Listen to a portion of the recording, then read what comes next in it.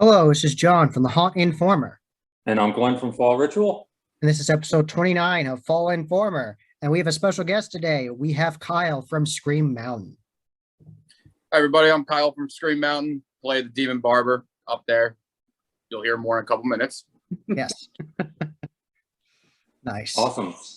So I'll kick it off with the questions. What got you into haunts and being a haunt actor? So honestly, what got me into it was I think I was like a 10-year-old kid. I was at Dorney Park. It's funny. My sister was having a baby. I got scared of a clown. Okay. And I went to go fight the clown. Oh, no. I went to go fight the clown when I was a 10-year-old kid. Oh, geez. And then something after that just kind of sparked, was like, I want to do that. Like, I want to do it. And then I started watching horror movies left and right, started looking all the stuff up, how to do it, where to go. And that's really what sparked the inspiration. It was just that clown scaring me at Dorney Park. That clown. Nice.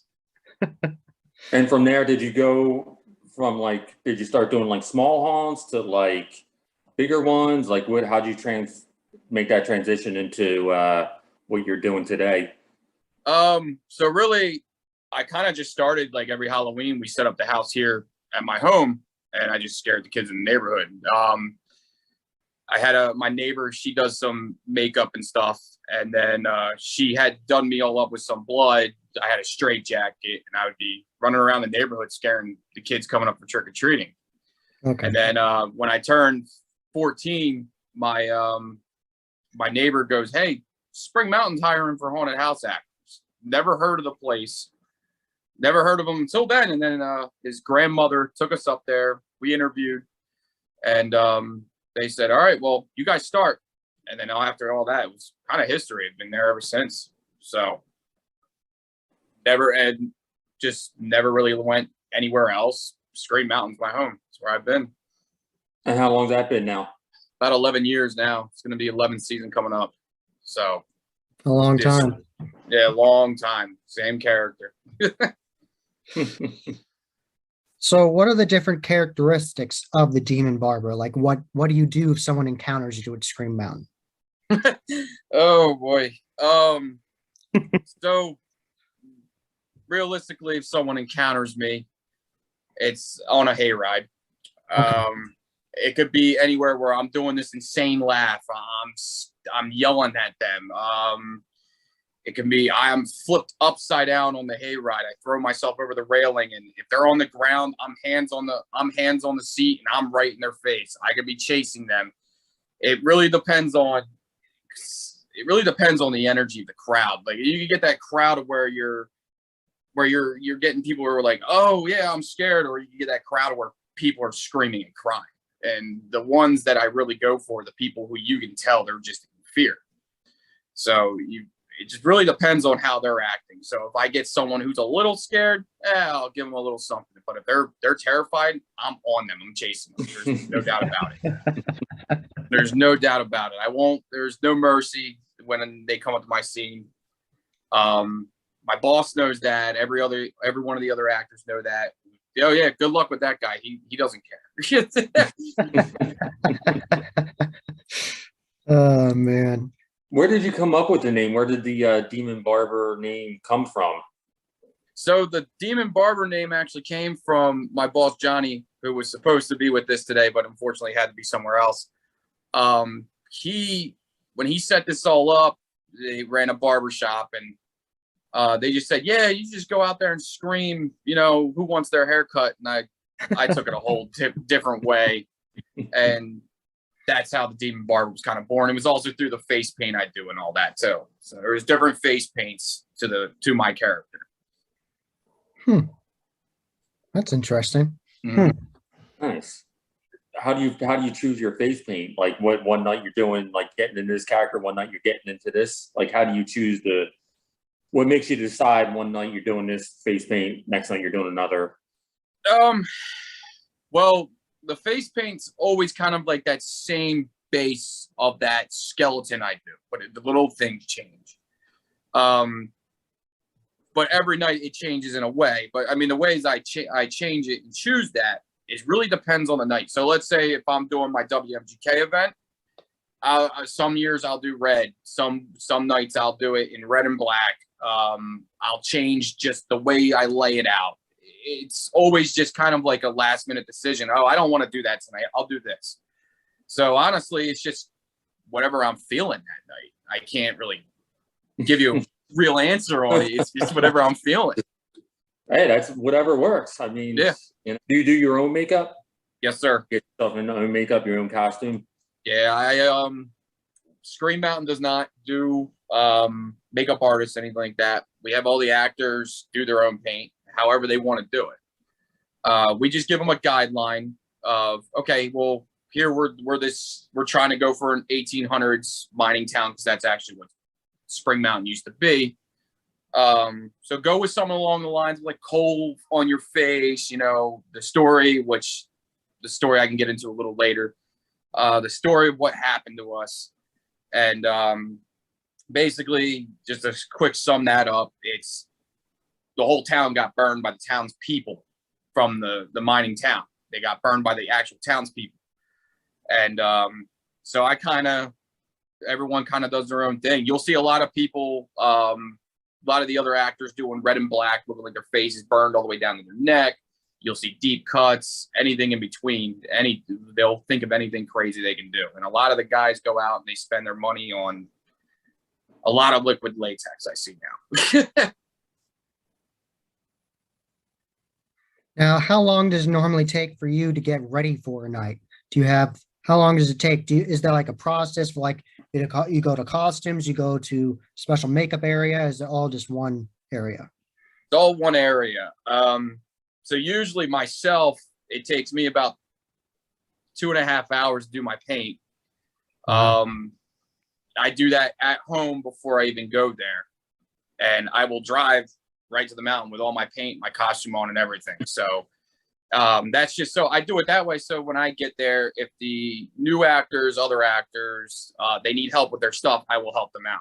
But it's all just one big area. Usually they show up in costume, and then I will, before the season starts, I will go to Spirit Halloween or something, or I will order some makeup, and all the actors will have an abundance of makeup, and they also bring their own stuff. We let them get creative. We don't have like a set thing of what they have to do.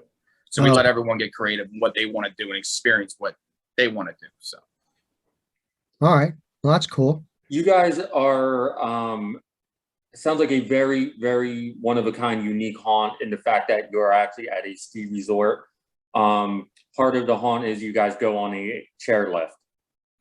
Customers actually have to go on a chairlift. How does this happen? Like, explain the whole scenario of going to Scream Mountain, going there, getting put on this chairlift, and then what can you expect when customers go there? All right, so customers can expect when they go there is when, obviously, they got to park.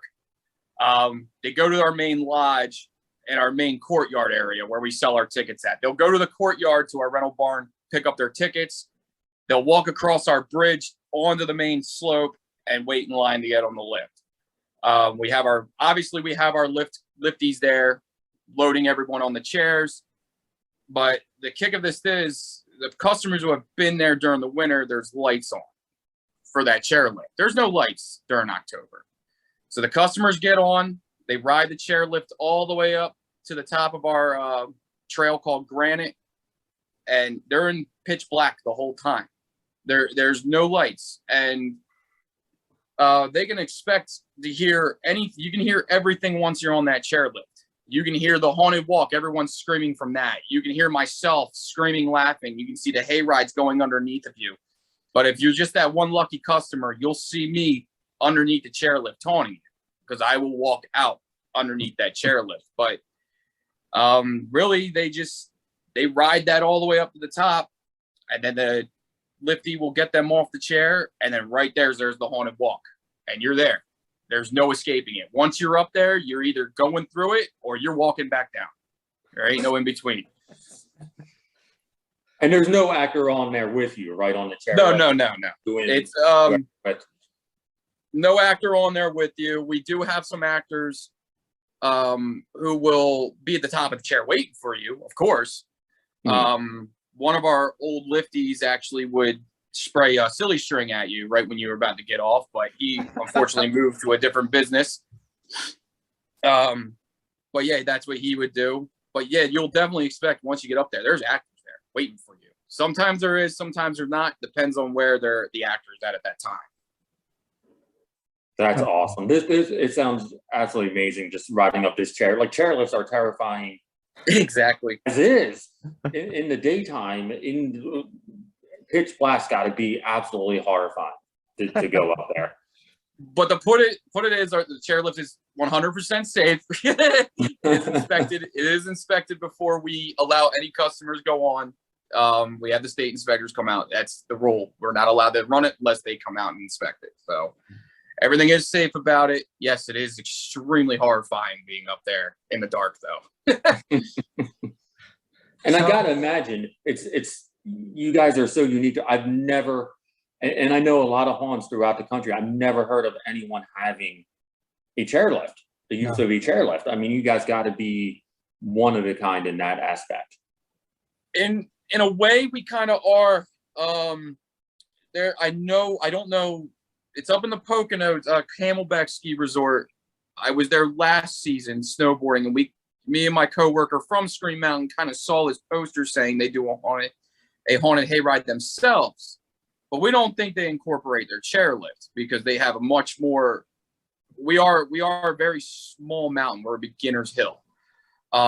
They are much more bigger, so I wouldn't see them using their chairlift. But I've heard one other place, but I think it honestly failed, to be honest with you. I haven't seen anything from it. So it's interesting. It is very interesting. So you're up there after you go through that terrifying experience in the dark. You're up there on the trail. So then what can you experience in the trail? And then does that take you to the hayride? How does that work? So to answer your question about going to the hayride, yes, it takes you to the hayride. Okay. When you're up in that trail, basically, me and my boss had reset the whole thing up last summer. So this is all new last year and this year, and more to change. This is what we're coming up soon. Okay.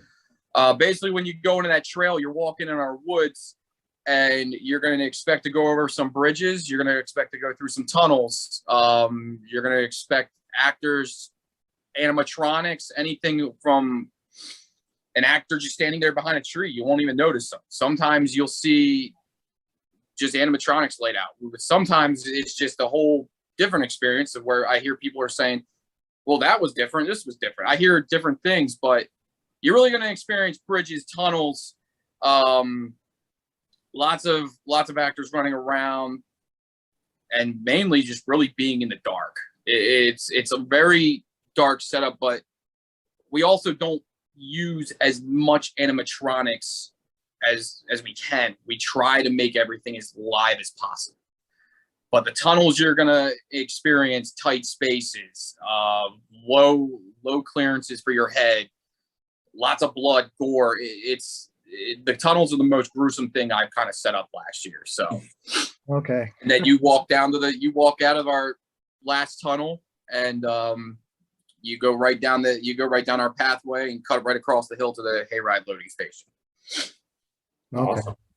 It also looks like from pictures I've seen, like at the beginning of the entrance to walk, it looks like there's like this giant pumpkin type thing. Was that built, or was that that massive? That was purchased 2018 season, I believe. And I think it was Distortion's prop company who makes them. If I'm correct, Field of Screams has the same one right at the beginning of their hayride. Okay. Yep. Okay. It's that same one. Or go ahead. No, it looked different. Yours guys look different, where it like looked more like menacing almost than the one at Field. I think that's the Scare Factory. It may be. Ours was used. You got to remember that, and it was pretty cheap when we picked it up. it has undertaken a lot of repairs since that time. But the one thing that I think that makes it kind of look a little worse than Field of Screams is we keep it outside underneath one of our scenes. It's basically for our last scene of the hayride, it's kind of a tunnel setup, but we have limited storage at Spring Mountain due to you got snowcats everywhere, you got chairlift parts, there's not much around, so we have to store that one in our last scene. And I think some of the weather did a little bit to the foam, but the thing right now is it sits, it looks a little creepy right now. I was up there yesterday looking at it and I was like, oh, that got a little worse. Oh man, that's great. So tell me about some of your favorite scares that you've gotten to give to people over the years. What are your favorite scare techniques? Oh boy, there's a lot of them. Probably my top. I had I guess it was a inner city church group came through, and they were all very, very hyped up, and you can hear them singing and stuff on the way up. And I come kicking out of my little hiding spot and start screaming. I had this alarm that goes off on my scene, and next thing you know, all of them stand up at the same time. All of them, the same exact time, stand up, and they're all screaming and they're running away. And so I didn't even go over to the person that was in my barber chair at the time. I just ran right out, jumped, started getting in there, and I jumped right in. I actually had a dude, one of the guys in that same hayride, he didn't even make it through. He jumped off and walked down. He jumped off and walked down. Swear to God, I'd never seen it before. He jumped right over the side of it, and I looked over and I said, where's he going? And I watched him walk right down. He was done. Didn't even make it. And I had one more. It was actually a girl. This was probably 2014, 15. This girl was in the corner. She had her knees up to her chest like this, and she wouldn't move. And I kind of was watching her as the hayride was coming by to stop at my scene. And immediately in my head was, I'm targeting her. Because I can see every customer once that hayride kind of passes this tree. I can see every customer what they're doing. And I saw her balled up, hood up. Immediately, I jumped right on, got her, and all of a sudden she's screaming, she pees her pants, and she's hiding underneath the bench. And it was a mess after that. But oh, geez, I put her in tears, and then I heard the next scene getting her, and she was not having it. Probably my two favorite right there. Oh man, that's funny. I still can't believe like a church group would go through. Yeah, I'm surprised. That's well, I can't be, like I said, I can't be certain this was the church. It was a church group, but we do have church groups come up. And it is pretty funny. And I'm running around with an upside down cross on my forehead. So it's pretty funny when you do get those church groups or those inner city people, and just anyone who's like they're out of their element. They're gonna come up. But yeah, the church groups do come up. I had a Girl Scout group come up one time. It's amazing what people think. Oh yeah, this isn't that bad. No, wait for it. That's awesome. So what are your top 3 haunts that you would love to check out, like across the country? Like if you could get to any 3, what would be like your top 3 to check out? Honestly, I know that one that I can't even consider a haunt, more of a torture area, is that McCamey Manor. I want to know what the hell's going through that guy's head. Have you guys heard of it? I want to know what's going through that guy's head. It's really a hard one. I mean, I've done so much of them. Field of Screams is one of my all-time favorites. I would like to one time even just go there and check it out a little more. But I can't even think of another. I've been to so many. But the other one that I can think of, there's one in UK. It's in the world. Over in the United Kingdom. They're open all year round. That's one of the ones I can't remember the name off the top of my head, but that's where I want to. Is it London Dungeon? Huh? Is it London Dungeon? I think so. Yes. Yeah. Yeah, I would like to check that one out. I haven't been to that one, but I've been to the London Bridge Experience. Okay. And that's open all year round too. And Okay. that one was awesome. That was like close to like an hour haunt. You had to wear a hard hat. I mean, it's basically super crap. tight. They give you like a whole history of like London. It was nuts. Holy crap. Yeah, it was really Sounds awesome. wonderful. That sounds That is amazing. wonderful. But London Dungeon, I think, is more like a history of through like the torture devices and stuff, like, you know, through like England and stuff like that. So that would be cool to check out. Yeah, it would be. It would very well be. Wonder if they have real Iron Maidens in it. That'd be crazy. Yeah, exactly. But what are some of your favorite you've been to? Since you So said some of my favorite I've definitely been to, one definitely being Field of Screams. I've been going every year in September for the past 8 years. I won't miss it.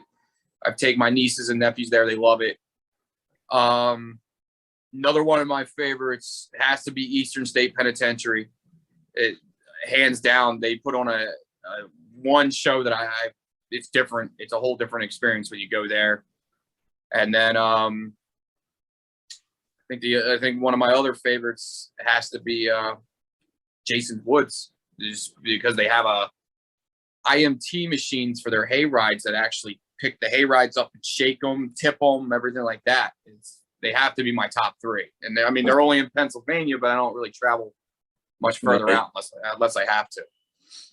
Right. Let's talk about the acting at Scream Mountain, because you do actor training there. And what do you look for in actors that come out there and during training? So mainly what I'm looking for is the want the want to be there. I'm not here to pick up a paycheck, or, you know, I'm not here just because I'm getting paid a couple bucks, you know. I'm here because I want to scare people. That's what I want to see, is those kids going, I want to scare people. I want to be here. I want to create something different, create something out of myself that will just generally can go a long way, and I can go into bigger places. That's in the mind of me sitting there looking at these kids going, that's what I want to see. I also want to see these guys show up like consistently ready to go. And I'm really just looking for that heart of like, all right, I'm ready to go out there and just scare the living hell out of people. And I'm going to ask questions. I'm looking for people just to ask me, you know, hey, what can I do here? Or how can you help me here? I'm always looking to help teach the new guys and the new kids. I'm looking for dedicated actors. If I see a guy like, I'm going to use this kid for an example. His name is Trevor. I meet with him a lot. He's probably our top actor on our Haunted Walk. He came to Scream Mountain 3 years ago, just coming off of a haunted hayride at a fire department that they do once a night. But the kid totally just turned into this menacing thing. I can't even explain him. And he's so dedicated that he's got a whole sleeve of Michael Myers on his arm. He always texting me, talking to me about Scream Mountain. What can I do to help? I want to see people like that come out. Unfortunately, it's getting a little harder to find those guys. So, but that's what I want to see. And I want to see them going out of their comfort zone, doing things that they wouldn't expect to do. And I had a quiet kid this year who really surprised me. And next thing you know, we hand him a chainsaw, and there he is ripping around the hayride, screaming his head off. And I said, that's amazing. I was driving down the trail after we were all done, and I was like, that's what we've been looking for. There he is. And I just met up with him the other night, and he's coming back. Nice. So you ever heard about the scared badges, like the scary versions of merit badges you can give to your actors? I've kind of been hearing a little things about those. Yes, I have. Yeah, they're fun. Yeah, you can give a whole bunch of different badges to people, like if you get like a certain scare, and yeah, it's great. I was gonna look into those, honestly. It was funny you brought that up, because I was just thinking about them before we came on here. Yeah, they're a lot of fun. Yeah, they are. Do you have any sort of like rewarding your actors during the season? Do you have like a party and say, hey guys, we really like this particular scare or these different things like that? Do you do something like that? Um, we don't really do like a reward or anything. We do have a little party before we go out for the last night. It used to be after, but Spring Mountain is right next to some residents who are living across the street. So Okay. we don't want to interrupt them too much at the end of the night. So we do it before, but yeah, we do a little party and we thank everyone for coming out and doing it. And we show the respect to all of them. We let them know who was doing good, who was doing bad, you know, but not really doing bad. And you know what I mean? Let them know who's doing good, who's doing better, and who's coming back next year and all that stuff. It's just mainly just the party, get them pumped up. And then next, you know, a bunch of us are sitting in the parking lot at the end of the night going, I wish it didn't end. But it used to be where we would be after everything's done, we would all sit by the fire pit at the main courtyard, talk, have a good time. But I think shotgun blast every 20 minutes going off, it kind of annoyed the neighbors enough.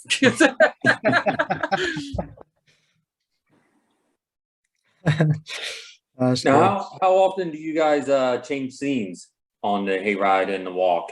Like, how often do you change it up? So, honestly, last year was the first time in 13 years it was changed. 13, it's 11, 12 years, I'm sorry, about that time since it's been changed. The reason being is because Spring Mountain had a little bit of a hard time during some of the years, so there wasn't much of a budget to change. And people were enjoying it so much that we didn't really see the need to change it. Okay. It turned into the fact of when we had to change it is when COVID hit, we weren't open and everything got left on the hill. The scenes rotted away. But now it's starting to turn into where things have been booming during Scream Mountain. I watched the place go from, I don't know, we go by hayride count, by 10, 15 hayrides a night to 40 to 50 a night. I've watched that grow, and now we have more of that budget and more of that time to be able to put a little more back into it. And this year, we're going to be changing a good amount of things, even though I've already changed a lot. But we're going to be changing and fixing some things that we kind of missed last year. So this year, it's going to be a little better. All right. Cool. Look forward to all kinds of crazy, demented things, right? Yeah, a little bit. That sounds really interesting to me. I really like it when you can go into different haunted attractions and there are different environments, like the tunnels, the outdoor areas. I like that. I like the juxtaposition of it, like the different environments you have to go through and some areas being really claustrophobic. I like that. I like the mix up of it. So that'd be interesting to me. It's going to be, well, I'm going to tell you, out of all the years I worked there, I've never been through it. So It's going to be interesting. It's going to be interesting for all my customers. Oh, that's cool. Oh man. Now, have you ever had the chance to go to the Transworld Haunt Show or Midwest Haunt Convention or any sort of the haunt conventions or even a local one? I went out to a local one for one of my friends. She was a photographer. She had me come out and just kind of run around her stand a little bit. Okay. But other than that, no, I haven't. That was just a one-day thing, and I was there for, I guess since when they opened until they closed, I was there. I can't remember, but no, I want to go out to the one. There is one coming up in Allentown. I heard. I do want to go to that, but I have not been able to get to the big ones. Transworld, I wanted to go to. Just being a father and all that stuff, I just can't just run anymore. Yeah. I understand. Yeah. Oh man. All right. I think Midwest would be a lot of fun for you because it's really an actor-based convention. Like you're allowed to be dressed as your scare actor character during the show floor and everything, and it's encouraged. Yeah. So it's really fun. Yeah, man, like I said, gotta find the time. Gotta find the time. All right. Oh man. So when do you guys start when you guys start really getting into like the haunt, like start hiring actors, bringing actors on, doing the training? When do you guys really start looking So to do that? we kind of start like training will start a week before. We'll give them a quick training of what to do, because we don't tell them, we give them an idea of what they can do with their scene, but we like to get them to be able to create their own thing. Okay. So whatever they think would work, we like them to be creative. I'm not bashing on any other haunts. Like if they give them like a script or something, yeah, that's one thing. They're doing what they want. But we like to let our actors be creative. We start our hiring process usually about the end of August. I really would like to get it a little earlier. But it's kind of hard because mainly when your actors are 16-year-old kids, or you get some adults or who are 21 over or 18 over. But mainly I got 16-year-old kids coming up who are working, and then they kind of grow with us. I got a couple that's been there for a while, but I'll see new kids every year. And we try to hire at least 55, 60 actors. We don't go above that number. All right. Where can people find that? Like how would they apply for that? How would actors apply for it? So they would apply at springmountainadventures.com, and they would go into, I think it's the employment tab, and then they would go to the application and click Scream Mountain Employment. And usually my boss and his wife, the ones who kind of created this whole thing, they will go through it near August and start doing emails and all that stuff. But the thing with us is once we hire you, we give the kids, a lot of the kids, like I said, they're 16. We'll give them the opportunity to work our winter season during the ski season. And right after Scream Mountain, they get first dibs on positions. So we do that to help out everybody. So now I just thought it'd be funny if you did, hearing about the ski lifts and all the different vehicles you have. I thought it'd be funny if you did something with like kind of like Shining-esque. I thought it'd be funny if you did something. Oh, I get you. I think that'd be funny. I actually went out and snowboarded in my character's costume and in my face paint 2 years in a row now. This year was on the last night, and last year was actually my coworkers in the rental department said, let's go do this. And they were all wearing onesies, and there was myself, and I called my barber boy. He's out there in his costume, and I was out there with snowboarding together, and the crowd got a kick out of it. It sounds interesting. Yeah, it's fun. Oh man, that's fun. But that would be tough for you guys to do all season events, though, I would imagine. Yeah. Yeah, we especially definitely like can't. a Christmas. Yeah, one. we definitely can't, because of the fact of our hayride scenes, we move them by forks on a tractor. So we'll move them up on the hill to our cross trail, and then when the end of the season comes, they come down and get moved for storage. And then during the winter season, you also got to remember, when we're making snow and we have snow, that base of snow can be anywhere from 2 to 3 feet tall. Yeah. And our other stuff is in the woods where there's lots going on. So we can't really do all round banks. It was an idea I always wanted to, but I know it's impossible. Maybe you could just do like a Krampus photo op or something instead. Yeah, right. I can try it. Jack Torrance or something. Yeah, exactly. Exactly. That'd be fun. Oh man. Now, is there anybody you want to shout out in the haunt community and tell everybody who you're looking forward to see this season, and your favorite scare actors and everybody, and shout out to your crew? Definitely a shout out to my whole crew. This season, I'm definitely excited to see all the guys that Field of Screams. They always put on a good show. I'm excited to see them. I am excited to see, like I said, that guy, my coworker Trevor. I'm ready to see him, and mainly just my crew. And shout out to Distortions for making some cool props. We order a lot from them. So Nice. Awesome. Now, awesome. where can people find you guys on social media? Scream Mountain. They can find, usually it's springmountainadventures.com. It's Spring Mountain Adventures Facebook page or Instagram page. They can find my Instagram page, the Demon Barber _666. That's where I'll post a lot of I post a lot of updates about Scream Mountain and things that we're changing here and there. I don't give it all away, obviously, but Yeah. just things we're changing. Those 3 places, but mainly schedules to see when we open, springmountainadventures.com, springmountainadventures.com, their Instagram or their Facebook, and my Instagram as well. I'll be posting it. So any of those 3 places. Nice. Awesome. Awesome.